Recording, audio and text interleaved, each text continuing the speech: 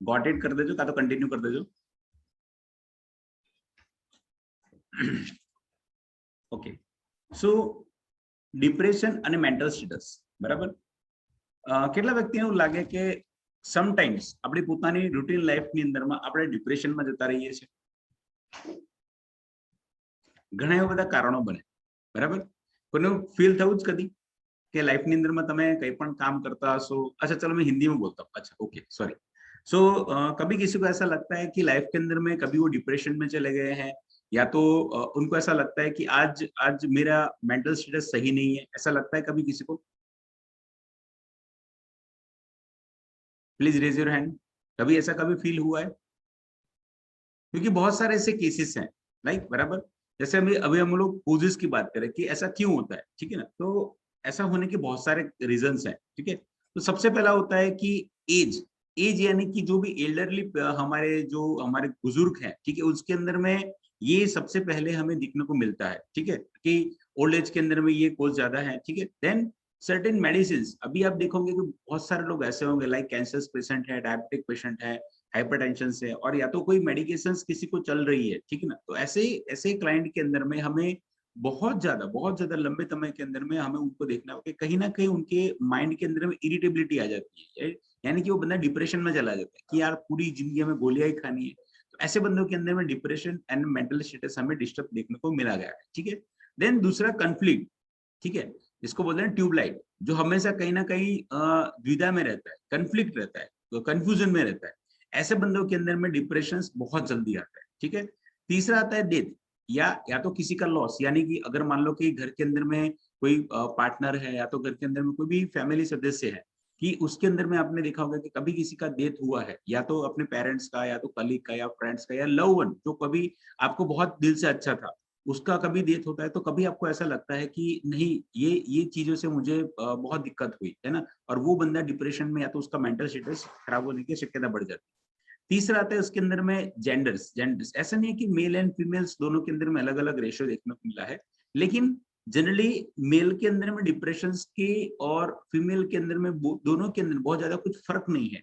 क्यों? क्योंकि रीजन ये देखा गया है कि जब फीमेल के अंदर में, जब फीमेल को भगवान से एक रूप अवतार दिया गया है कि उनको ज्यादा इमोशनल बनाया गया है, लेकिन अगर रियलिटी देखा जाए तो male is more emotional than the female, ठीक है. मेल के अंदर में इमोशनल जो स्टेटस है वो फीमेल से ज्यादा है. क्यों? क्योंकि फीमेल के अंदर में एक चीज है कि उनको जब भी कुछ गुस्सा आता है, या तो कुछ घर के अंदर में कुछ दिक्कत होती है, तो वो क्या करते हैं, रो लेते हैं, है ना. फीमेल जनरली रोते ज्यादा है, ठीक है. ऐसा नहीं कि फीमेल मेल नहीं रोते, मेल को भी रोना आता है, लेकिन जो जीनेटिक जो चीजें हैं उसके अंदर में देखने को मिला है कि मेल का पार्ट वो सेंसिटिवली अंदर छुपाए बैठा है. और आप देखिएगा कि हार्ट अटैक आने के भी चांसेस होंगे ना, तो वो मेल के अंदर में आपको ज्यादा देखने को मिलेगा रेदर देन फीमेल. उसका रीजन एक ही है कि वो इमोशंस को बाहर नहीं निकालते. तो ऐसी सब चीजें भी जेंडर्स के बेस पे इंटरनल आदमी को यहाँ पे मारती रहती है, यानी कि अंदर से बंदा डिप्रेशन और मेंटल इलनेस पे ज्यादा डिस्टर्ब होता रहता है, ठीक है. एंड जेनेटिक फैक्टर्स यहाँ पे काम करते हैं. देन मेजर इवेंट्स, यानी कि अगर कोई बड़ा इवेंट्स आपने कुछ किया, या तो कोई इवेंट्स के अंदर में कुछ आपका बॉस, या तो कोई कलीग, या तो कोई भी बंदा आपको कुछ बोल गया, तो वो सब चीजें भी यहाँ पे धीरे धीरे करके अपने डिप्रेशन और मेंटल स्टेटस को यहाँ पे कहीं ना कहीं दिक्कत में लाती है, और हमें परेशान करती है, ठीक है. दूसरा एक मेजर कोज जो देखा गया है अभी के टाइम के अंदर में, लास्ट 1.5 साल 2 साल के अंदर में, वो है मेजर लॉन्ग टर्म अनएम्प्लॉयमेंट. यानी कि बहुत सारे लोग ऐसे, किसी की जॉब छूट गई है, या तो कहीं ना कहीं किसी के अंदर में ऐसा उनको ऐसा महसूस हुआ है कि कहीं ना कहीं उनके बिजनेस के अंदर में उनको घाटा लगा है, या तो कहीं ना कहीं किसी की सैलरी कट डाउन हुई है, या तो लोगों को बहुत टाइम से जॉब नहीं मिल रही है. तो ये सब चीजें भी जो है अनएम्प्लॉयमेंट का जो चलते हमारे मेंटल स्टेटस को बहुत डिस्टर्ब करती है, और वो लॉन्ग टर्म में आगे जाके फिर डिप्रेशन में आती है, ठीक है. दूसरा है कि हमारा रिलेशनशिप, कई के अंदर में ब्रेकअप होता है, कई के अंदर में, कई ऐसा लगता है कि रिलेशनशिप के अंदर में गैप हो गया, ठीक है, या तो हस्बैंड वाइफ के झगड़े हो गए, या तो गर्लफ्रेंड बॉयफ्रेंड के झगड़े, या तो पेरेंट्स के साथ में झगड़े, या तो कोई भी हमारी जो नजदीक वाली चीजें हैं, ठीक है, जिसको हम ज्यादा लव करते हैं, उसके साथ में रिलेशनशिप पे कहीं ना कहीं प्रॉब्लम होने के चलते हमें यहाँ पे देखने को मिला है कि हमें आगे जाके डिप्रेशन का शिकार वो बंदा आगे बनता है, ठीक है. सो उसके अंदर में मेजर प्रॉब्लम्स क्या होता है, ठीक है. तो मेजर प्रॉब्लम है कि it is a disorders that causes the persistent feeling of sadness and loss of the interest, बराबर। हमेशा इसके जो बंदा डिप्रेशन में जाता है या तो जिसके अंदर में मेंटल स्टेटस डिस्टर्ब होने को मिलता है, उसके अंदर में हमें ये चीज देखी गई है कि उसका जो फीलिंग है वो बंदा एकदम सैडनेस में फील करता है ना। और किसी के अंदर में कोई चीज के अंदर में उसका इंटरेस्ट नहीं रहता है। आपने देखा होगा, आपने साइकेट्रिक पेशेंट्स देखे होंगे, या तो अपने जॉब प्लेस पे या तो कलीग में या सोसाइटी में, कहीं ना कहीं आपने ऐसे बंदे देखे होंगे कि कहीं ना कहीं कोई भी रीजन के चलते वो बंदा दूसरों से अलग रहता है ना। उसके साइंस क्या क्या है, ठीक है, तो साइन यानी कि उनके चिन्ह लक्षण क्या क्या होते हैं। तो एक्सेसिव उनको चिंता ज्यादा रहती है, यार मैं आज क्या खाऊंगा, मैं आज क्या पहनूंगा, आज जॉब के अंदर में कुछ हो जाएगा, एंग्जाइटी, ठीक है ना, डर में रहते हैं बंदे, डिप्रेशन के बंदे, ठीक है। दूसरा आता है इरिटेबिलिटी, एकदम से इरिटेट हो जाएंगे, अब कुछ भी छोटी चीज बोलो वो बड़ा रूप धारण करेंगे, है ना। तो इरिटेबल हो जाएगा, पूरा उनका माइंड एकदम से डिस्टर्ब हो जाता है, ठीक है। दूसरा आता है कि यहाँ के चेंजेस इन द मूड, कभी वो हंसते रहते हैं, कभी वो एकदम सीरियस हो जाते हैं, कभी कभी उसके अंदर में मूड स्विंग हो जाता है, यानी कि कभी उठ के उनके अंदर में क्या चेंजेस हो जाएंगे वो आपको नहीं पता चलेगा, ठीक है।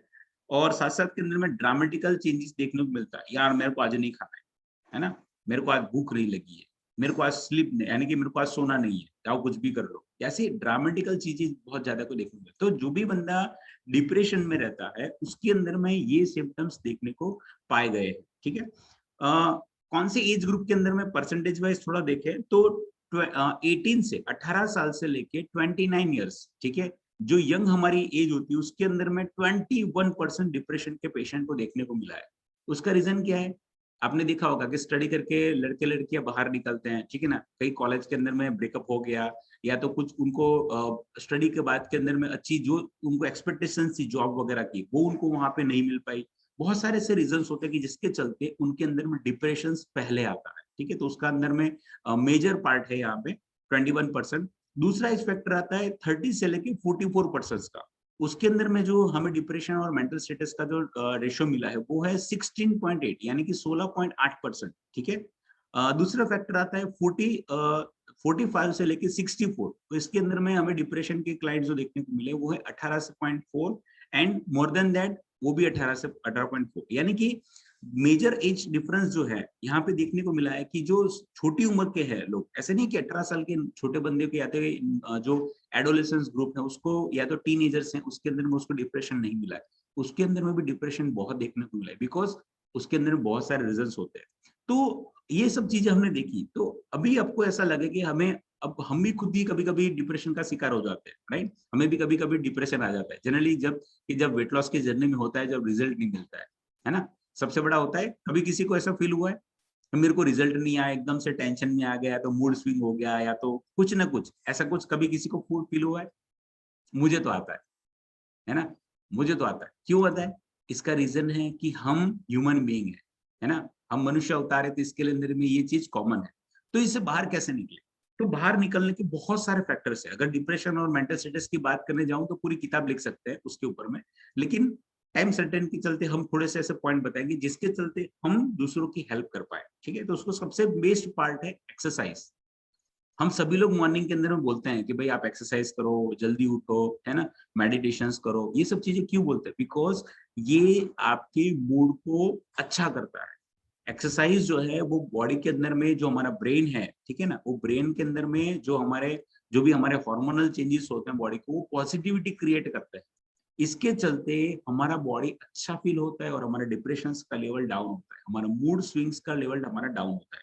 दूसरा आता है हमारे विटामिन की बात करें तो पर्टिकुलरली विटामिन B6 और B12, ये दो ऐसे विटामिन हैं कि जिसके चलते हमारा सैडनेस का जो लेवल है उसको हम कम कर पाएंगे।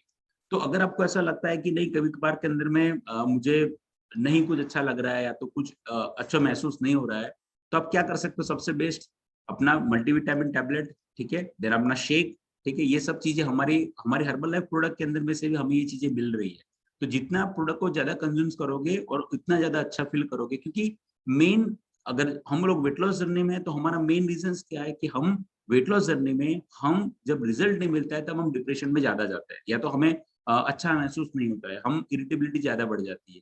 तब हमें क्या करना है? हमें अपनी प्रोडक्ट पे ध्यान देना है, हमें अपनी एक्सरसाइज पे ध्यान देना है, अपने रूटीन पर ध्यान देना है, एंड साथ साथ के अंदर में हमें क्या करना है कि हमें रेगुलर एक्टिवेशन मोड के अंदर में रहना चाहिए। ठीक है, तीसरी चीज आती है मेन ओमेगा।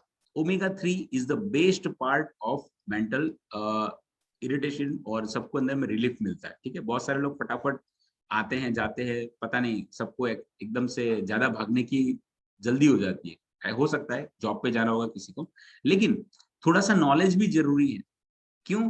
क्योंकि सिर्फ एक्सरसाइज करते रहोगे ना और नॉलेज नहीं लोगे, तो नॉलेज न लेने के चलते भी हम बहुत सारी चीजों को लेफ्ट करते हैं। ठीक है, सो ओमेगा 3 हमें सबसे ज्यादा कहाँ से मिलता है? तो जो फैटी फिश आती है उससे मिलता है। ठीक है, साथ साथ में ग्रीन लीफी वेजिटेबल्स यानी कि स्पिनच वगैरह, तो वो सब चीजों के चलते हमारा जो है ओमेगा 3 लेवल बढ़ता है। और हमारे पास में हर्बल लाइफ की हमारी हर्बल लाइफलाइन टैबलेट है, तो जिसके अंदर में ओमेगा 3 का बहुत अच्छा कंटेंट्स है, और सॉफ्ट जेल के अंदर में आती है, तो उससे भी आप अपना अगर डिप्रेशन का कुछ है ऐसा, या तो आपको लगता है कि अच्छा नहीं महसूस कर रहे हो, तो you can start with this tablet also. ठीक है, वेक अप अर्लियर।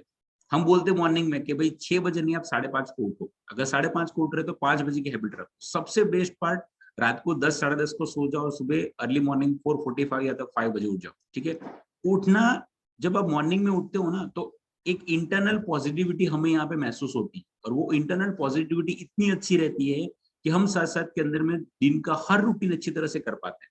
अगर आपने देखा होगा कि जो बंदा मॉर्निंग में अर्ली मॉर्निंग उठता है, लाइक मेरी वाइफ की बात करूं, आकांक्षा की, तो वो डेली मॉर्निंग में 4:45 को उठती है, रोज मुझे उठाती है, लेकिन मुझे इतनी मस्त नींद आती है कि मैं नींद का मजा लेता हूँ, मैं 5:30 को उठता हूँ। ठीक है ना, तो वाइफ बोलती है कि आप थोड़ा सा अर्लियर उठो। तो जब हम अर्लियर उठते हैं तो रूटीन हमें देखने को मिलता है कि बहुत सारी चीजों के अंदर में हम मॉर्निंग में फास्टली काम कर पाते हैं, है ना। अभी अभी वो खाना भी बना दिया है, झाड़ू पोछा भी कर लिया है, घर का हर काम खत्म करके भी 7:30 को ड्यूटी पे जाएगा। तो ये एक चीज हमें देखने को मिला है कि जितना जल्दी उठते हो उतना शेड्यूल अपना एकदम फास्ट निकलता है, और जितना शेड्यूल फास्ट निकलता है उतना आपको अपने लिए टाइम ज्यादा मिलता है। ठीक है, और जो लेट मेरे जैसे उठते हैं कि भाई पहले में भी ऐसा था कि 7:30 8 9 9:30, तो फिर हमारा दिन कब चालू होता है? 9 बजे चालू होता है। तो फिर हम एक्सरसाइज के लिए कब टाइम निकालेंगे, चाय नाश्ते के लिए कब निकालेंगे, ये रूटीन के लिए कब निकालेंगे? तब हम शाम को फिर वही होता है कि भाई हमें आलस आती है और वापस हम सो जाते हैं। क्यों? यार मैंने आज कुछ नहीं किया, इरिटेबिलिटी बढ़ जाती है, और फिर क्या होता है, हम अल्टीमेटली धीरे धीरे धीरे करके डिप्रेशन के साइड पे जाते हैं।